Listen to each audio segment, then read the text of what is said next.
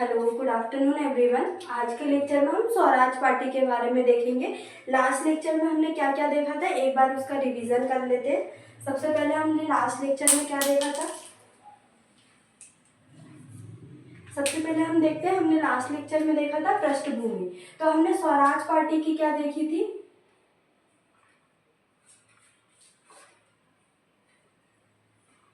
Swaraj party की सबसे पहले हमने देखी थी पृष्ठभूमि।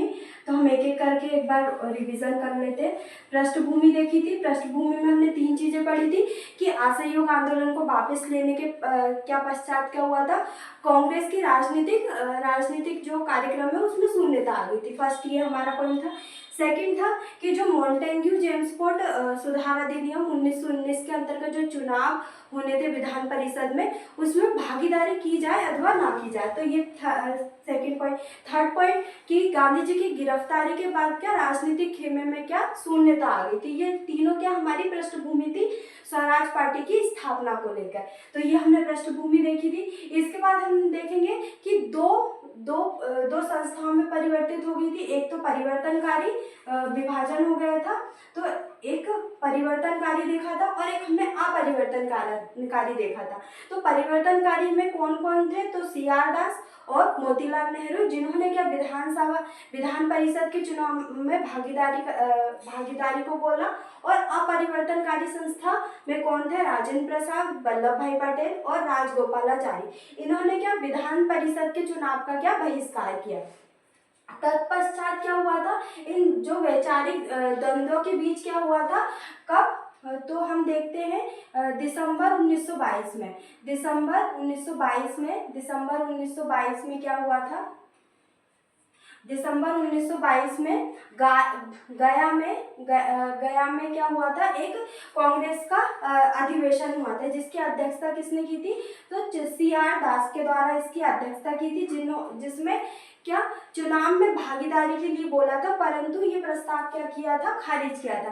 तत्पश्चात जो स्वराज पार्टी की स्थापना हुई थी। तो सबसे पहले हम स्वराज पार्टी की स्थापना को लेकर बातें करते हैं। उसके बाद उनसे रिलेटेड जो चुनाव हुए थे, चुनाव में क्या क्या प्रतिनिधित्व हुआ था, कितने सीटों पे क्या क्या चीजें हुई थी, तो हम ये सब चीजें देखेंगे। सबसे पहले देखेंगे स्थापना। तो स्थापना कब हुई ये देखेंगे, स्थापना देखेंगे और किसके द्वारा,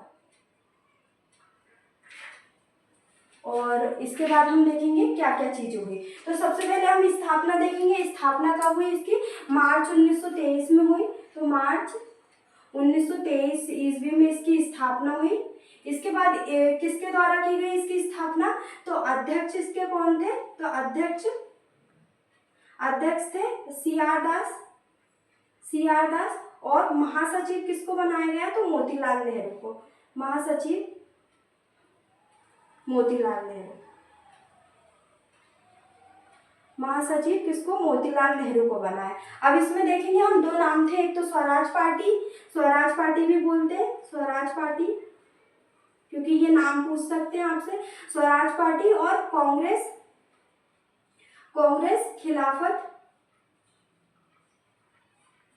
खिलाफत स्वराज पार्टी।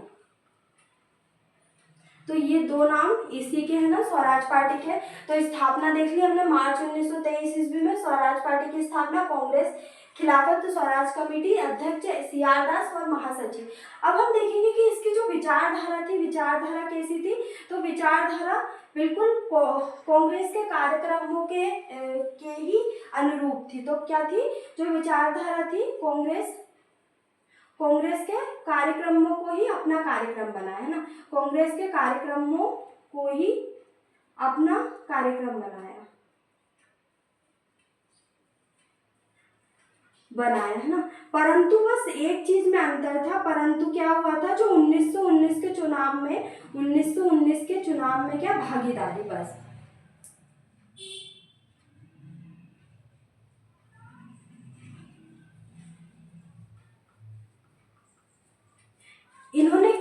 उन्होंने क्या अपने विचार में क्या रखा था कि अगर वो उनने विधानसभा के चुनाव, विधान परिषद के चुनाव के बाद क्या करेंगे वो कि जो ब्रिटिश साम्राज्य के विधान परिषद में स्वराज की क्या मांग रखेंगे, और अगर स्वराज की मांग को उन्होंने माना तो ठीक है, अगर नहीं माना तो विधान परिषद का क्या विरोध करेंगे। विधान परिषद की जो बैठकें हैं उनका क्या करेंगे, विधान परिषदों की बैठकों का क्या करेंगे, विरोध करेंगे। क्योंकि हम देखते हैं कि उस समय जो भी राजनीतिक नेता है उनका बस एक ही पॉइंट था कि आज़ादी, है ना।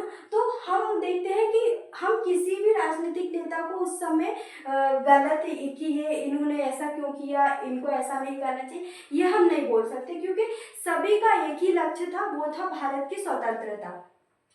तो उस समय जो जो परिस्थितियां बनी है उसके अकॉर्डिंग लोगों ने वहाँ पे काम किया। तो क्या किया था, स्वराज की मांग रखेंगे विधान परिषद में, अगर विधान परिषद में मांगों को माना तो ठीक है, और अगर विधान परिषद में मांगों को नहीं माना तो उनका क्या करेंगे, विरोध करेंगे। इसी बीच क्या हुआ था, अब मैं इसको रफ कर देती हूँ और हम अलग से इसको लिख लेते हैं। बाकी जो चुनाव में कितने प्रतिनिधि है ये हम कल ही पढ़ेंगे ना, क्योंकि ये बहुत थोड़ा बड़ा टॉपिक है, तो इसको हम अच्छे से पढ़ेंगे।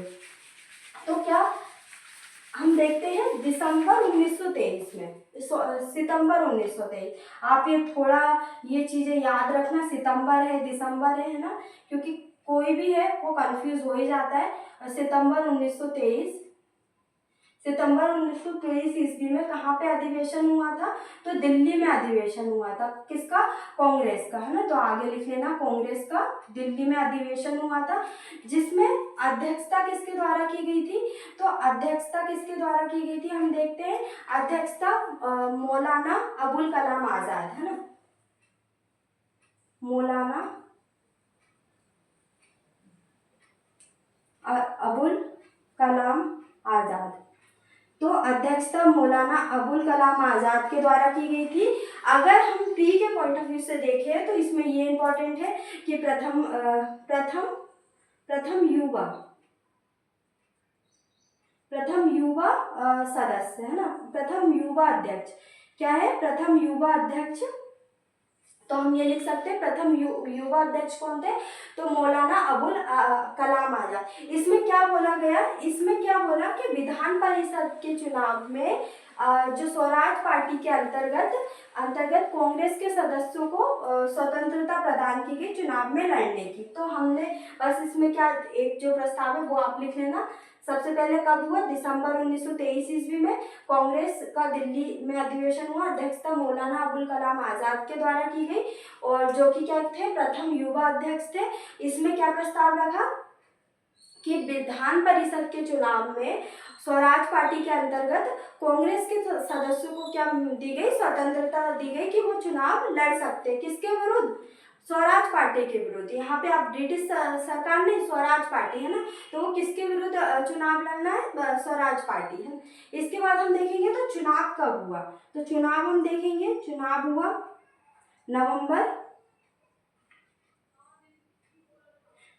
1923 ईस्वी को क्या हुआ, चुनाव हुआ। नवंबर 1923 को क्या चुनाव हुआ, जिसमें क्या सफलता प्राप्त हुई, किसको, स्वराज पार्टी को क्या सफलता प्राप्त हुई। अब हम देखेंगे, बस इतना देखेंगे कितनी चीजें हुई, तो सेंट्रल लेजिस्लेटिव असेंबली, किसमें,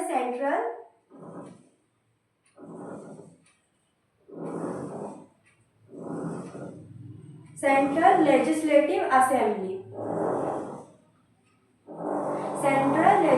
असेंबली में क्या 101 सीटों में से कितनी, तो 42 निर्वाचित सीटों पे इनको क्या मिली, सीटों पे क्या इनको जीत मिली, है ना। तो सीटों पर क्या कितनी, 42 निर्वाचित सीटों पे इनको जीत मिली, सेंट्रल लेजिस्लेटिव असेंबली की 101 सीटों में से। तो हम आगे की चीज़ें क्या देखेंगे कि किसमें सबसे ज़्यादा कहाँ पे बहुमत मिला। तो हम देखेंगे मध्य प्रांत में अच्छी खासी सफलता मिली, वो सबसे ज़्यादा सफलता सबसे बड़ी पार्टी के रूप में कहाँ उभरी, तो बंगाल में उभरी है। तो ये सारी चीज़ें हम नेक्स्ट लेक्चर में देखेंगे। आज के लेक्चर में हमने क्या क्या देख लिया, तो स्वराज पार्टी की हमने पृष्ठभूमि भी रिवीजन कर ली। उसके बाद परिवर्तनकारी संस्था, अपरिवर्तनकारी संस्था में देख लिया कौन कौन शामिल थे। तो उसमें हमने देखा CR दास और जो बड़े बड़े नेता थे जिन्होंने विधान परिषद का चुनाव का बहिष्कार और चुनाव में भाग लिया, तो ये दोनों चीज़ें पढ़ी। फिर कहाँ कहाँ पे दिल्ली में अधिवेशन हुआ, कितनी सीटें थी, ये सारी चीज़ें हमने देख ली। अब नेक्स्ट लेक्चर में हम इसके आगे की चीज़ें पढ़ेंगे।